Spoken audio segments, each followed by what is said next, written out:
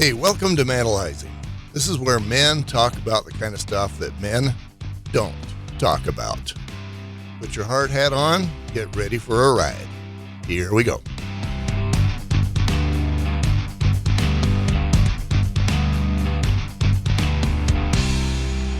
Welcome to Manalizing, where men talk about stuff that men don't talk about.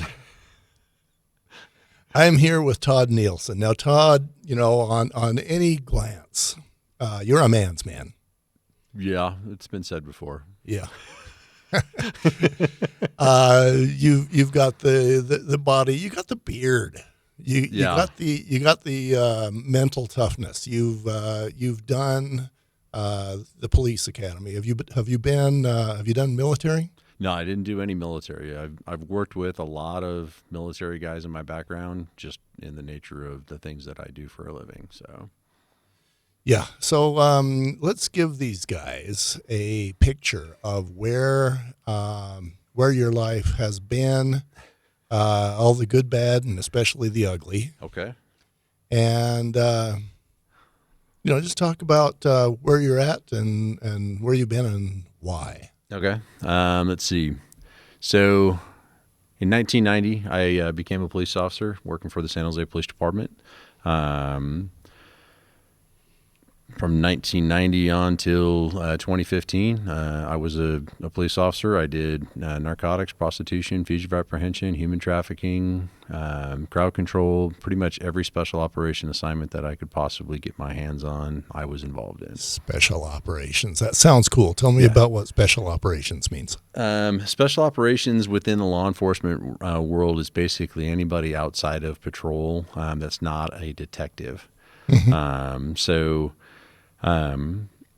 If there's a special need for something like going to, there's a warrant out for someone's arrest, we would go do it. And then like undercover narcotics, I did a lot of that kind of stuff. I did a lot of prostitution decoy stuff where I would get female police officers, put them out in front of hotels and stuff like that, and get Johns to make dates with them and make cases.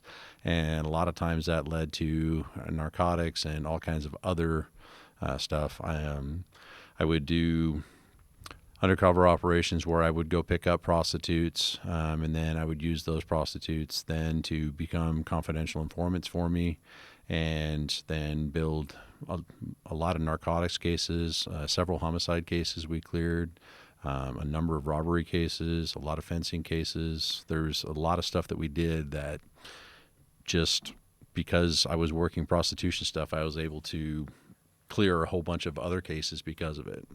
Yeah. So it's not just your answer calls for service wearing a uniform type thing. So it was a lot of cool stuff that we did. So I understand that doctors, for example, love to get the cancer case or the intestines case. If they're a gastro guy. Yeah. Did you look forward to the more crazy stuff?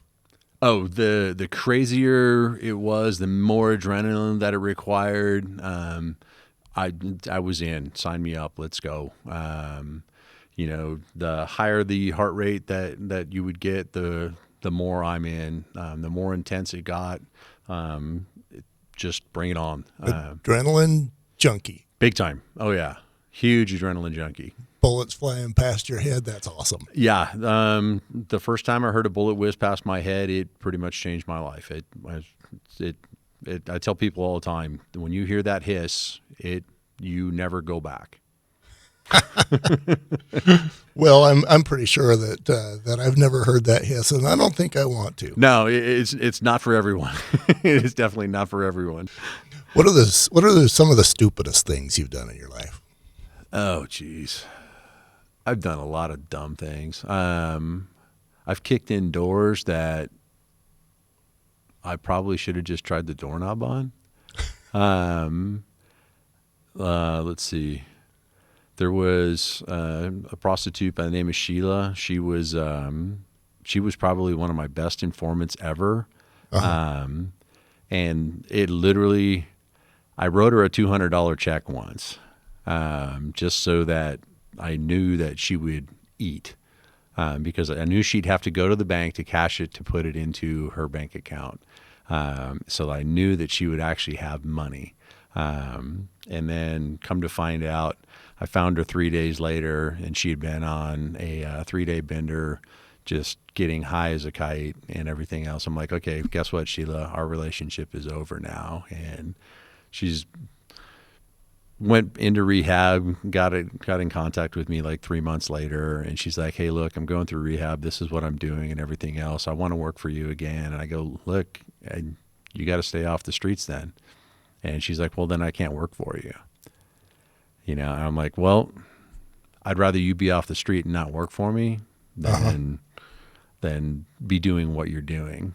But if you're going to be on the street, then, I want you to work for me, because she was really good at getting information and getting intelligence and getting everything that she needed, or that I needed, to clean up a bunch of cases.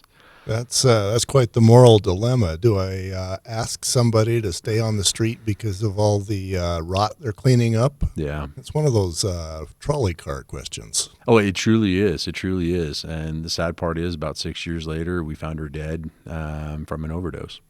And it's just that kind of stuff. That was kind of the norm for, if they were able, the people that we were working with, if we were able to keep them as an informant for more than 2 years, it was amazing. So in that case, Sheila was really, really good.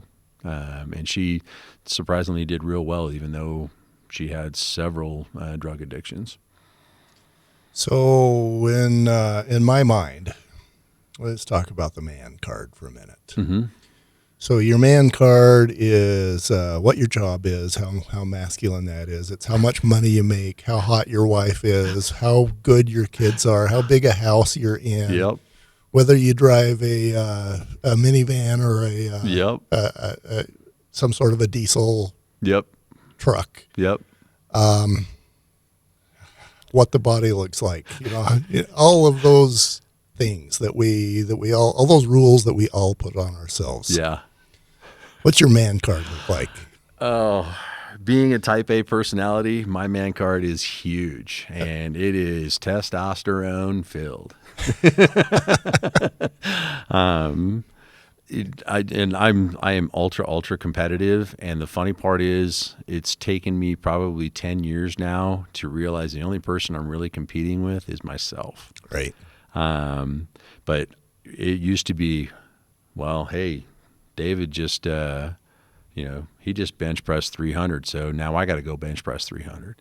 Or, hey, he just got $500,000 in a drug bust, so now I got to go get $500,000 in a drug bust. Or, $501,000. Yeah, exactly. It's just, I got to be just that one step better than everybody else, and it just cracks me up, because I was so ultra competitive that I just needed to be better than everybody else. And that was what drove me, is I had to be better than everyone else, and it didn't stop at just work. I had to be able to outdrink them. I had to be able to outparty them. I had to be able to out ski them. I had to be able to play harder than they did. It just became, hey, you've got to do everything better. Yeah, and I'm guessing that probably like the rest of us normal humans, that there's corners of your man card that you're not happy with. Oh yeah, big time. Talk to me.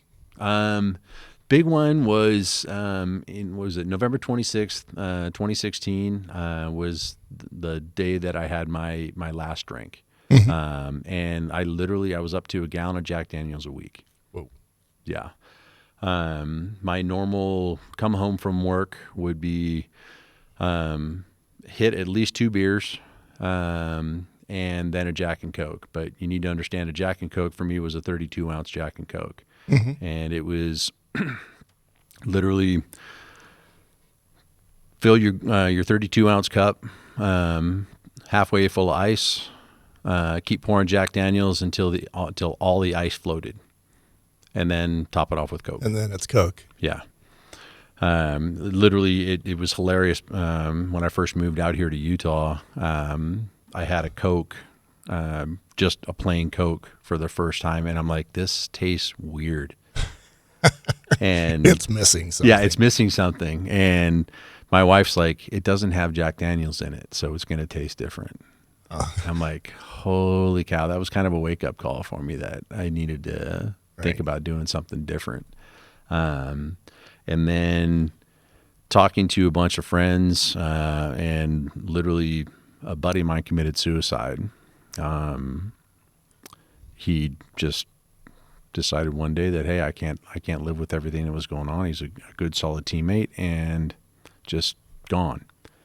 Let's talk about two things there. One is talking to a bunch of friends. Who did you talk to? And the second one is, why do you think he committed suicide? Let's see. Talking to a bunch of friends. Our teams, we were super, super tight. If like one of our guys, if their kid was having problems in school, we would do anything we could to help them out. If it was within our power, we made it happen.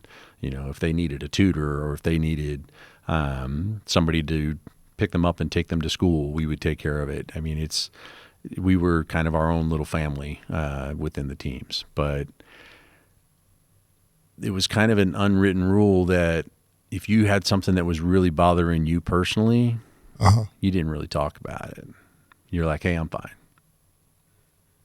And that's the reason why we're doing this podcast. Yeah. My thing is that, I'm going to count you lucky on one hand because you had dudes you could talk to. Yeah.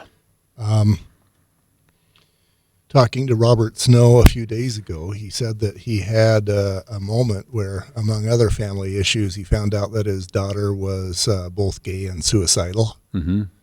And that was hard, of course, on both him and his wife. But the last thing he wants to do, and again, this is coming from a man's point of view, and we're all idiots. Yeah. But there's gonna be times for him where he's not gonna talk to his wife about that because he doesn't want to dump on her because she's already got a tray full. Yeah. So he's going to take a look at who else he can talk to, and the answer is nobody, and so he's going to keep it in. Yeah, and that was me with Jack Daniels. Yeah, Jack Daniels was your favorite friend. Oh yeah, Jack was who you went to talk to. Yep. How'd that work out for you? Not so good.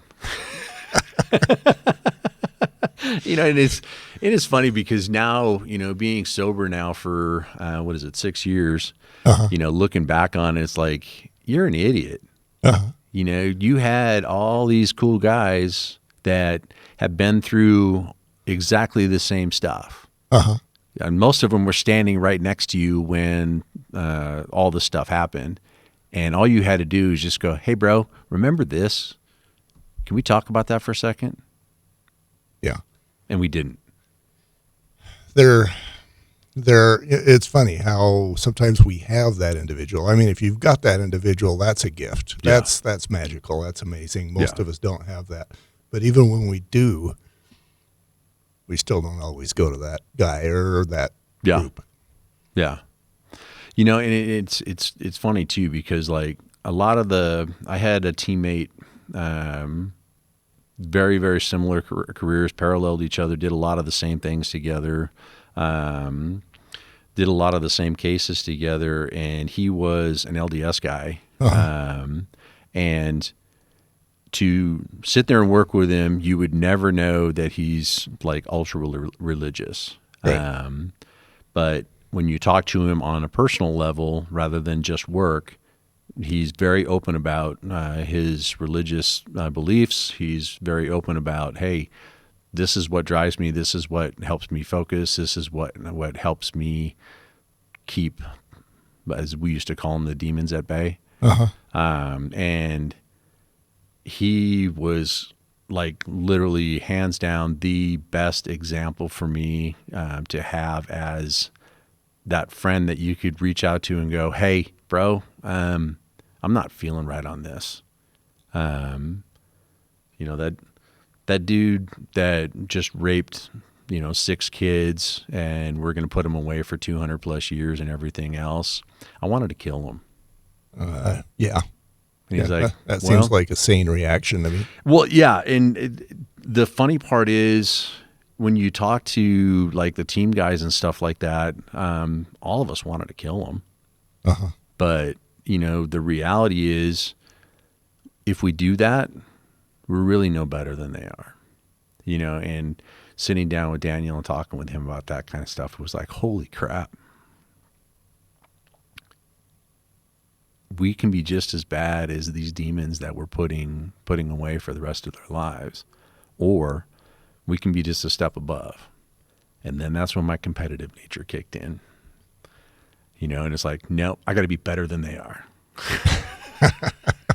The bar is really low. Yeah, the bar is really low, but I just got to be a little bit better than they are, and it's funny how, being in that world, and especially with the sex trades and the prostitution, and back then they didn't really call it human trafficking; it was just the sex trades, and it was so dirty and so seedy and everything else. Like literally, I'd go home and my wife would be like, "Hey, what's going on? What happened last night?"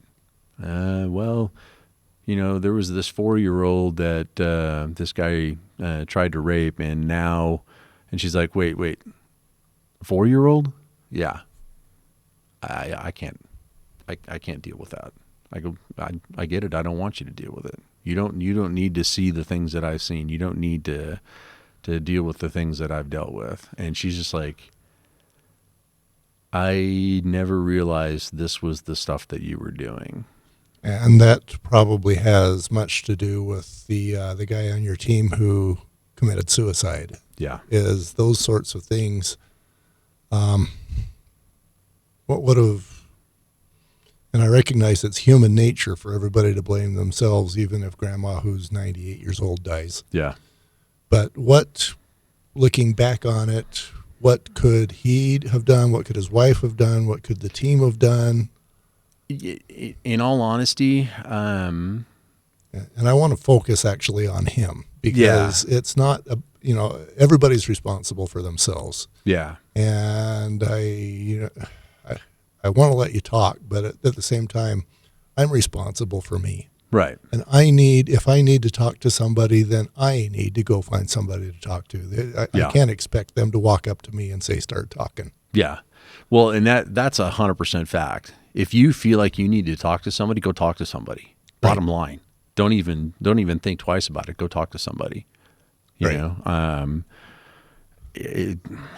know, with his case, he had been through a very nasty divorce, and then got remarried, had a great relationship with his stepchildren and everything else.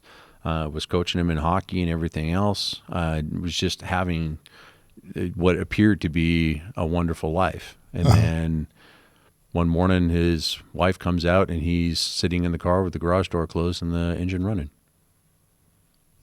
They'd probably had some sort of a fight, and I guess we can all conjure. Yeah. And in talking with his wife, he literally had a bunch of pictures of his family right there, so that when he went to sleep, that was going to be the last thing that he saw. His family, meaning the family that he was living with, probably his kids from the previous marriage. No, it was his current family. But I never got a chance to meet his prior wife, so I don't really know what happened with all that. All I know is it was a very nasty divorce.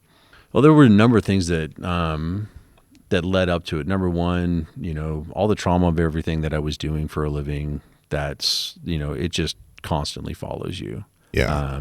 I can't walk into a nasty bathroom that just smells like urine without it triggering all the memories of all the seedy places that I've been, because that urine smell is just constantly there. That and the smell of fresh blood. Fresh blood. Yeah. Even like when I get a bloody nose, I have to remind myself now, no, I'm in a safe place. I'm not back with all the violence and everything else that is going on. I'm not in that situation. I have to look around at my surroundings and make sure that the people that are important to me are there. I'm dreading the day that I get like a bloody nose and I'm out in the middle of nowhere with just myself, because then it's going to be like, okay, God, you and I need to have a quick conversation about where I'm at and that I'm in a good place, you know? So you got all of those poison darts bouncing around inside of you anytime you smell urine or blood. Yep. How does, what's the pathway for that affecting her? Let's see.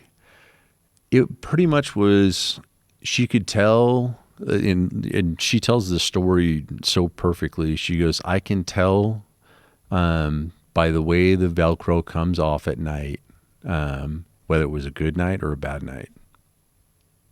So you've got your buddy Jack Daniels working with you. Oh, yeah. You've got all those, I called them poison darts, but I want to call them like little cancers bouncing around inside your brain and soul. You come home, you're dark. She could probably feel it. What caused the bad stuff, and then the bad parts of the marriage, and then what caused the good parts? The bad parts were usually, they would start out with my drinking. Because of, you know, I'm dealing with some trauma or something that, you know, she didn't know anything about, because, you know, after 6 or 7 times of being told, that's too much for me. She's just like, okay, go do whatever you got to go do. Go talk to whoever you got to go talk to. And the easiest one was always Jack Daniels. So I'm of two minds here. One is, my first thought is, she can't ever tell you, don't talk to me, because then you're just going to keep it in, and then you become at risk of being the guy who is found in the garage with the picture of your family. Yep. But I don't want to blame her either. No. Well, and it took me, let's see, I finally kind of started to wise up, I guess you would say. I got injured and literally lost the use of 3 fingers on my left hand. And I was still working, still on the team, still doing hits and everything else. And my wife and I were chatting the morning before I went into work, and I picked up my coffee cup and it's shaking.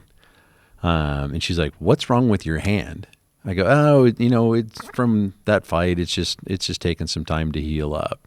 And she's like, "No, you can't go to work with your hand that messed up." She goes, "Here, grab this for me," and hands me like a 2-pound thing of sugar or something like that. I can't even remember what the heck it was. And it literally slipped out of my hand. She's like, "Hold on to it." And it slips out of my hand again. And she goes, "You can't go to work doing the stuff that you're doing with your injured hand." I go, "I'm just running the team. I've always got a partner. I don't ever have to worry about it. If we have to fight with somebody, I can just shoot them and it'll be totally justified." She goes, "Great. So you're going to kill somebody because you can't fight." You know, and it's just the wisdom of a woman. You know, it was funny because then I'm like, okay, yeah, we probably need to do something different about this. And went to the docs. The docs were like, "Yeah, you're a very strong candidate for surgery. Let's set up the MRI and, you know, go that route." And then they literally find out that 3 fingers, the tendons that bring them in, are literally hanging by, like, what they call them, Newton meters of threads. Oh, wow. So they're like, "Hey, you grab a hold of something really hard, you're going to tear what's left, and you're not going to have any use of your fingers at all." Ouch. So, you know, that's like us guys, though. Oh, yeah. We think that whatever it is, we can handle it. Oh, I was invincible. I'm not going to lie. I was totally invincible. And even when we can't, and it's obvious we can't, we still think we can handle it until we don't, and then the world blows up. Yep. So that sounds bad. How did we fix this? To be honest with you, I sat down with an old sergeant of mine, and I go, "Hey, Sarge, this is what's going on, and I'm talking to you because this is off the record. You and I are not having this conversation. I know that me being injured is going to cause a problem. I could end up losing my position. I could end up losing my job. There's a whole lot of variables here that are going to come into play, and I need some good, solid advice." And luckily, my Sarge was Johnny on the spot. He goes, "Look, first things first, why don't you go see a counselor?" Interesting. Not a hand doc, a counselor. Yeah. That was the first thing he said. And you got to love Ray, because he pretty much taught me, you don't mince words. If something needs to be said, you got to say it. Right. Unless we're talking about the family and the wife and your own stuff. Yeah. And he goes, your hand, we can deal with that. That's just an injury. But everything else that's going on with you, because I've been watching you, you're on a dangerous path, son. I'm like, if I didn't like you right now, if you weren't one of my favorite sergeants, I'd probably be popping you in the face. But the harsh reality of it is he is 100% right. 100% right. So I literally, that put me on a 4-year tour of sitting down and getting once a week with a counselor. It took me 3 of them before I found the one I liked. And literally it got to the point where it was like I was having coffee with a friend of mine. Right. And literally I just made that my routine. I would just schedule it right before I go into work. I go in, get my first cup of coffee, sit down, have a cup of coffee with Lois. We'd have a conversation about how the week went and how everything was going, and anything that the week would bring up, any prior PTS stuff, and just kind of work our way through it. And then she would encourage me not to drink as much, but then kind of some of the other realities were, hey, you know what? I'm still the type A personality. I'm going to do it my way, and screw you. I'm going to keep drinking. Of course. Yeah.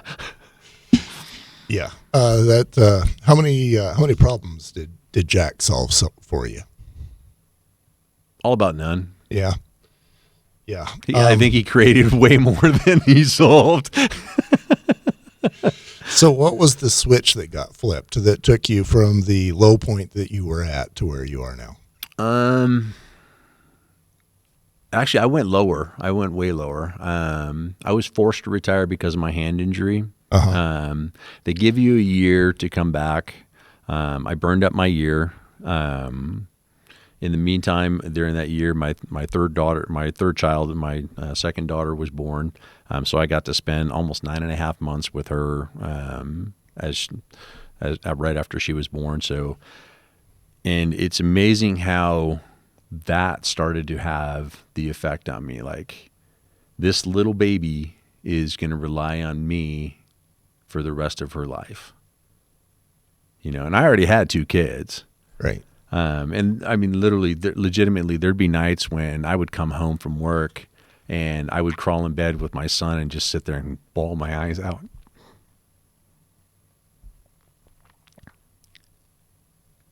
Because he was the same age as a kid that I pulled out of the swimming pool and saved his life that day. And to tell my wife that, she's like, how are you dealing with this? I'm just like, well, had an extra Jack last night. Like the rest of us, you shove it down and there it is. Adopt an override. Yeah, and there it is until it comes out puke style. Oh yeah. And it's hilarious when I look back now and like, you know what? All I had to do was sit there and go, okay, the amount of resources that I had through the police department to deal with all this stuff, literally at my fingertips, all I had to do was ask. All I had to do was just ask. Wow. Yeah, I feel like I need to put that on rewind. Yeah. And repeat that over and over again, black and italicized and underlined. Yeah. Well, and it's funny too, because like I tell people all the time, hey dude, if you're struggling, reach out. I don't care who it is, reach out. If you need to reach out to me. Okay. You may not know who I am, but reach out to me. Get a hold of me on social media, shoot me a DM, shoot me whatever. I will make sure that there's somebody that with the resources that I have, I can reach out to somebody and make sure that you have the right people to help you. That is a fabulous idea. Yeah. You know, I think there's actually a lot of value in maybe reaching out to somebody who you totally don't know. Yeah. Because for me, for example, let's say that I had a porn addiction. I'm not going to talk to my wife about that. No, especially not that. I'm not going to talk to my best friend about that. Yeah, because then they're going to judge you. Right. And, I might lose the friendship. Yeah. And he's not going to know what to say anyway. And I'm not going to go talk to my neighbor about that. Right. And I'm not going to go talk to the clergy about that. No. So it's me. And, whether it's that or whether, whatever it is, it's me. It's going to get shoved down there into whatever that place is that we think is a bottomless pit. Yep. Until it's full, and then it comes out in a way that isn't good. Right. So the answer is to reach out. Yeah. And it cracked me up because I had a buddy of mine send me a text message. Literally, I just got done with like a hellacious week. We did like 5 entries in a week, and they were all good, hard entries and everything else. And I'm just sitting at home and I'm just chilling, and I get a text message from a buddy. He's like, hey, can you talk to my friend? I'm like, about what? And he goes, I think he's about ready to kill himself. I'm like, what's his background? He goes, well, he's an Army guy. He was over in Afghanistan. Truck got blown up. I'm like, just dude, give me my number and we're going to chat. And he's like, seriously? I go, yeah, give him my number right now and have him call me. And totally, I didn't anticipate this guy actually calling me. And he calls me up and he goes, hey, so I hear you're like the suicide guy. I'm like, well, yeah, but what about it? I mean, what's going on with you, dude? I want to talk about you. We ain't talking about me. And he goes, well, my truck got blown up. I'm like, I heard that. Why don't you tell me about it? He started telling me about his teammates and how he lost 2 of his teammates and how he holds himself accountable for their deaths and everything else. I go, dude, first of all, did you plant that IED? He goes, no. Then how the hell are you responsible for their death? Yes. And he goes, well, I am because they're my teammates. I go, dude, there's nobody more that's going to believe that than me. However, you are not responsible for their deaths. It was just their time. They were just in that place at that point in time. There is nothing you're going to be able to do. And I go, hey, dude, just tell me right now, what's your plan? He goes, what do you mean? I go, how are you going to kill yourself? Yeah. What did he say? He goes, it was a long silence. And I'm like, okay, so he already had his plan. That told me right then and there that he had his plan of how he was going to do it. And I go, okay. So how's it going to be, bro? How's it going to be? What are you going to do? He's like, well, I was thinking about just taking my pistol and putting it in my mouth and taking care of it. I go, okay, that's going to be effective. What are you going to do when your wife finds you? What's your wife going to think? What if your kid finds you? Yeah. And he goes, I didn't think about that. I go, bro, I'm asking you because I don't want you to do that. And he's like, dude, I've never thought about that. It's always been about me. Yeah. And I'm like, bro, I totally get it. However, this is a permanent solution to a very, very temporary problem. Robert was talking about tree rings. Yeah. And how if you open up a tree, you can see that some years were better than others. Oh, yeah.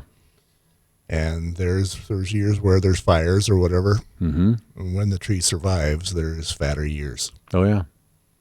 I love the analogy. Oh, yeah. And it fits so perfectly because it is so true. You know, this is just a mere blip in time, you know, of the struggle that you're going through. And if you take the time to sit there and deal with it right then and there, sometimes it's, hey, I just need to get through the next 10 seconds. Sometimes it's, I need to get through the next minute. Uh-huh. Sometimes it's, I just need to get through the next hour.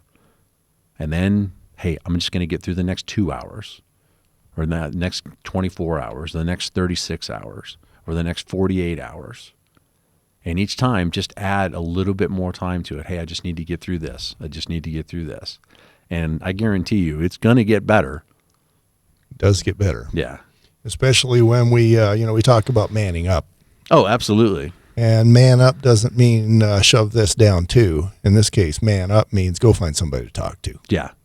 You've got to deal with it, because if you don't deal with it, it's only going to get worse. Right. You have to 100% deal with it. You telling me that Jack doesn't solve that one? No. Yeah, okay. It just suppresses it. Well, I'll take that off the table for me. Please do. Please learn from my bad habits. And I've been there. There was a day when I was planning on my own suicide. Mm-hmm. For me, it was going to be a red topless sports car. It was going to be a canyon, and I was going to run off the road and hit into a river full of rocks. Yeah, and then everybody would think that you just lost control. Yep. And then the insurance gets paid. Yep. And my kids have an income. Yep. And thank goodness I didn't do that one. Yeah. But I had it planned. Yeah.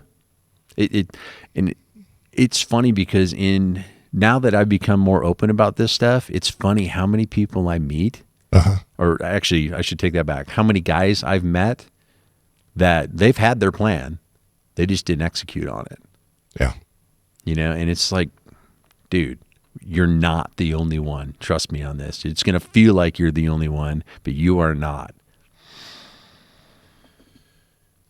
When you had your lowest moment, and you alluded to the fact that we haven't gotten to your lowest moment yet. No. You want to talk for a moment about your lowest moment? Yeah. Let's see. It was April 24th, 2015. I was scheduled to go into the dock, and he was going to look at my hand for the last time and determine whether or not my career was going to continue. I literally, I was a team leader for one of the most elite units within the police department. I was doing all kinds of great things, and because of this injury, that was all taken away from me. I was number one on the K9 test, which is exactly how I wanted to finish out my career. I was going to do 7 years in K9. I had 8 years left. I could have sunsetted my last year to be able to stay in K9 and then retire as a K9 officer. Literally I timed it. I looked at my watch, and it had just clicked over 12. I walked in, sat down at the docks. The doc looked at me and goes, because of your injuries, everything that's going on, I'm going to recommend nothing but retirement for you. That's all I have to say about this. We're not here to discuss this today. That's a problem. Yeah. To say there's no discussion, that's insult to injury. Yeah. Yeah. Salt in the wound. Yeah. 32 seconds is all it took for him to say that and walk out of the office. My career was over. And you had nobody to even... August 5th, they retired me. And now you're out on your ear and wondering what you're going to do with your life. Yeah. Well, and to be honest with you, I thought 100% that I was going to be able to convince the doc, hey, I'm getting better and I'm going to be able to be back to full duty. I'm going to go take my canine spot and everything else. I'm going to retire with a full pension and everything else. Didn't even stop to think about what was going to happen if they retired me. And literally went out to my truck that day and went, what does this mean? And went over again, called up my sarge and told him what had happened, bawling my freaking eyes out. And he goes, well, you're lucky because you've got over 15 years. So they're not going to try and do a back pay thing if you get another job. They are forced to train you for another job. They will have to give you at least 50% of your retirement. I go, okay, 50%. How the hell am I going to live on that? Right. You're making a cop's wages. Cop's wages in the Bay in the Bay Area in California. I was pulling in 120K. Mm-hmm. And now that's cut in half. Yeah, that's 60. That doesn't keep you alive in Cali. No. So my wife and I started seriously talking about, hey, okay, what's going to happen? And I had somewhere in the neighborhood of about 700 hours of vacation time set up on the books because I never took time off. Right. So I literally, that day, I went into my sarge and said, hey, boss, this is what they told me. I'm not sure how this looks. I'm not even sure when my time is, but I'm going to need some time to kind of process this. You're going to need about 700 hours. Yeah. Well, Dave was real good about it. He's just like, hey, bro, do what you need to do. It's no big deal. We, as administration, were kind of thinking that's how this was going to go. And I'm like, well, what the F, dude? You could have freaking told me.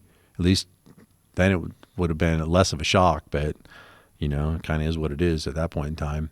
Right. And I go, hey, just give me a couple of days off so that I can kind of process this. And in all honesty, it was, all right, where's the nearest bar? Go find Jack. Oh, yeah. He's got the answers. Oh, no, I wasn't even mess with Jack. I was going anything stronger than that I could possibly find. Right. That was where I was going. And literally,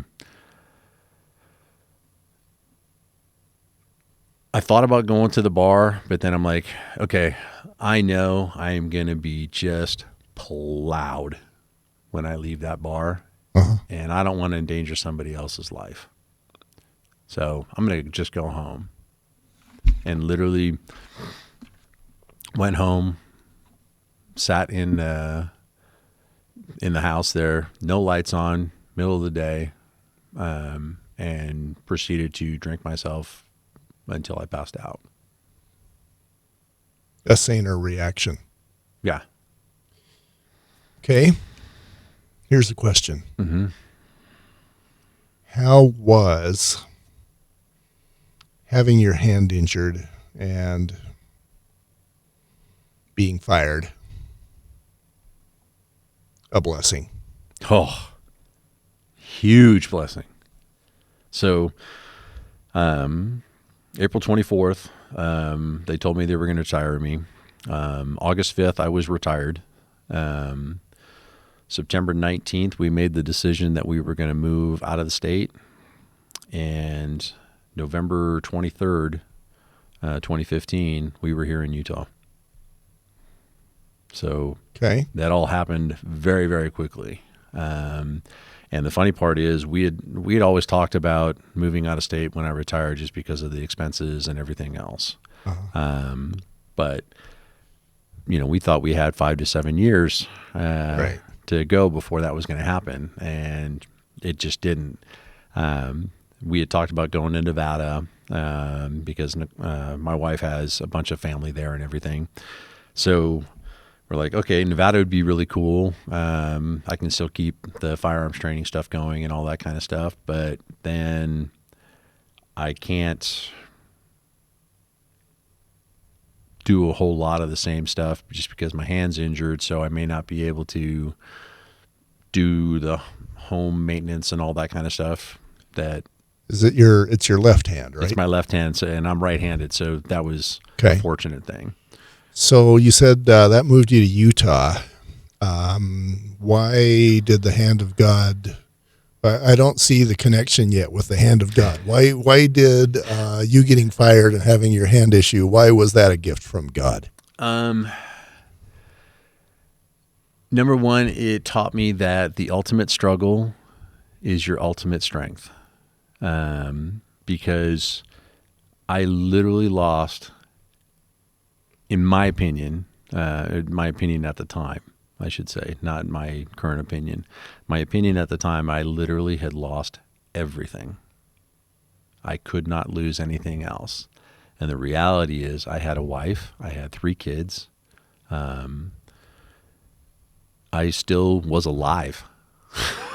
I'm going to go back to the man card. You had your whole man card soaked in the my job corner. Yeah. That was exactly it. And they took your job away, and you became, in your own mind, nothing. Yeah. I went from being an elite person in my field to a nobody. To a dude. Yeah, just a person. Just a pile of flesh that weighs about 200 pounds. Yeah. And the absolute irony of all of it was we weren't even planning on moving to Utah. It wasn't even on our radar. And we woke up one morning and I looked over at my wife looked at me, and we both at the same time go, "What about Utah?" Uh-huh. And we were like, "What? Did you just, okay, well, let's talk about that." So we started talking about it. And she has a number of family here. I didn't really have family. I didn't have any family here. But my dad only lives like 5 hours away, which puts us 8 hours closer to him. Uh-huh. So it was like, okay, this could actually work. So when we started looking at houses and everything, it was like, okay, let's do this. But then my son, our realtor, her son is literally a month younger than my son. Mm-hmm. And it's funny because now I call him my second son. Yeah. But Logan's best friend now, he was born as an LDS person. Uh-huh. His family is all LDS and everything, and Logan started hanging out with him, playing basketball and doing sports, and then they were doing scout stuff and everything else. And literally, their scoutmaster said, "Hey, if, since your son wants to come, you're more than welcome." I'm like, "Hey, we're not LDS though, and I'm not really interested in all that." Uh-huh. And he goes, "That's no problem. We just want the dads to be involved. So why don't you, anytime you want to come to any of the campouts, anytime you want to come to the events, just come along." I'm like, "Dude, I'm not doing anything now anyways. I'm just going to sit at home and get drunk. So might as well go do something productive. At least start to get to know everybody around here, since I'm going to be sitting at home a lot." Uh-huh. And it was hilarious because shortly thereafter, the young men's leader at the time knocks on my door, and mind you, I'm probably 3 scotches in when he knocked on the door. Right. And he goes, "Hey, I hear that you're a firearms instructor." Yes. I'm like, "Yeah, and I'm a really good one."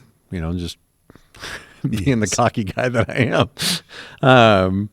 And he goes, "I want you to teach our youth."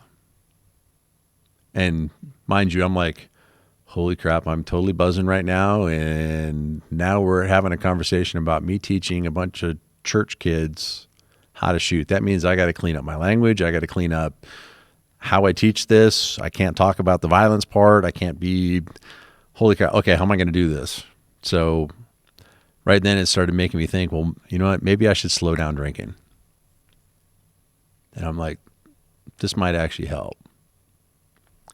So I go and I teach these 16 boys that are 15, 16, 17, and 18 years old, or 17 years old, for 2 days. Never once did I see any of them argue with each other. Never once did I hear any of them cuss. I always saw them helping out, and these are the ones that are influencing my son. That makes a difference. Oh, that was huge. It was absolutely huge. And really the only thing that's different is they're all religious. Somebody reminds me of a quote where I heard, when you see somebody treat your children nicely, you look at them differently. Oh yeah, absolutely. Absolutely. Well, and then here's kind of the funny part. My son all of a sudden decides that he wants to have the missionary discussions and everything else. And then me being the very overprotective father that I am, I go, over my dead body, not unless I'm there to make sure that my son is protected. Right. And come to find out, the funny part is it was working on me just like it was working on him. So November 26th, that is our day. Both my son and I got baptized in Hobble Creek, the actual creek, the day after Thanksgiving in 2016. So let me ask you this one, and then I'm going to circle back. Who are you now? Oh, geez. Let's see. Who am I now? I am a retired police officer with 3 absolutely wonderful children, an amazing marriage, who's a sober alcoholic, who is living my absolute best life. I would love to ask what your absolute best life is, but I can't go there right now. Here's my question for you, okay, and then we'll finish up. Why was getting fired and having your hand damage a gift from God? It showed me how to suffer. Showed you how to suffer. I'm thinking it took you. It was the pathway towards you having the life that you have now. Yeah. You just painted a very beautiful picture of the life that you have now, and it's not the life that you had. Yep. And I need an answer for why the hand thing and the fire thing, or maybe that's not it. Why was that a gift from God, or what else was it that made your life what it is today? It was a culmination of a lot of different things. My hand being injured forced me to lose my job. Me losing my job forced me to actually open my mind to move out of state. And to move out of state meant that I had to start all my friendships all over again. So I was pretty much going, hey, you need to go do something different with your life. And I'm going to write you, and here's a brand new page, brand new chapter. There's absolutely nothing written on it. You get to write that yourself. And you did. And I did. And literally, it was the quote from my neighbor across the street. We don't care who you are. We just want you to be here with us. And then, what was it? We were about 3/4 of the way through the missionary discussions with our missionaries. And here's kind of a crack up thing. One of the missionaries that came to give us the lessons, he was a fireman. He was a volunteer fireman before he went on his mission. And as soon as I found that out, being the cop, and him being the fireman, we just sat there and bantered back and forth, and we had that instant relationship. And I'm like, now knowing everything that I know, 100%, God needed to put him in my life for me to be able to change my life.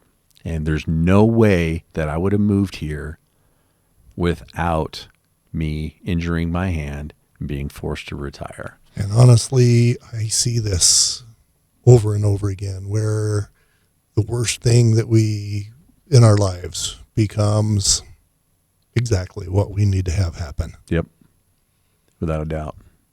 And, you know, obviously, I'm going to mention, when I asked you those questions, I didn't have any idea what the answer was going to be. Yeah. It was entirely possible for me that you're going to say, well, it wasn't a gift from God at all. It sucked, and it still sucks. Oh, no, it sucked. It sucked going through it. Don't get me wrong. Uh-huh. Oh, yeah, I'm sure. But now that I get to look back on it and see where I was then and where I am now, it's amazing. It is absolutely amazing. And all I had to do was open my mind so that my heart could open up. Part of my responsibility, too, is not just to ask you to be vulnerable, but me be vulnerable myself. I had that moment, too. Yeah. I had that moment where I was told beforehand that I was going to walk down a ramp with metal grating on it. That metal was there so that if it was snowy, then you didn't slip on the slope. Mm-hmm. I knew beforehand that I was going to walk down that pissed. And it would be because I was fired. Well, that moment happened, and then it was like, and then your life will start. And I'm like, what do you mean my life will start? I was unemployed for months. I was trying to figure out how to pay the bills. Yeah. I ended up getting a job where I took a 25% pay cut. It was humiliating. It was degrading, and it pissed me off. Yeah. And I'm like, okay, God, what part of this is my life starting? Yeah. That's where I met my wife. Outstanding.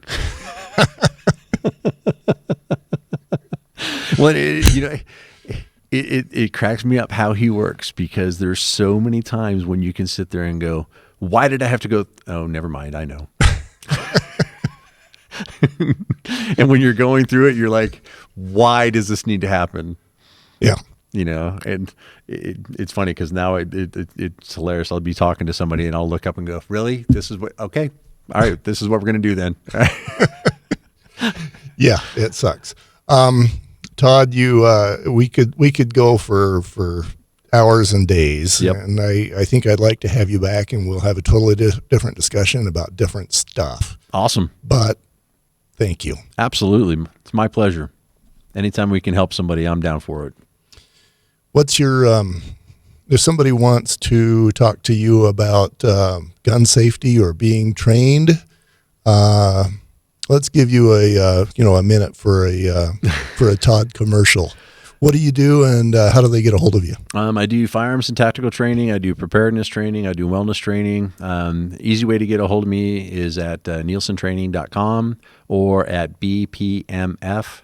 Inc.com. I just started a new company where I have a training center here in Utah, where you can come in and learn physical training, wellness training, preparedness training, and firearms and tactical training. BPMF. Yep. Be prepared, more frank. Be present, mindful, and fit.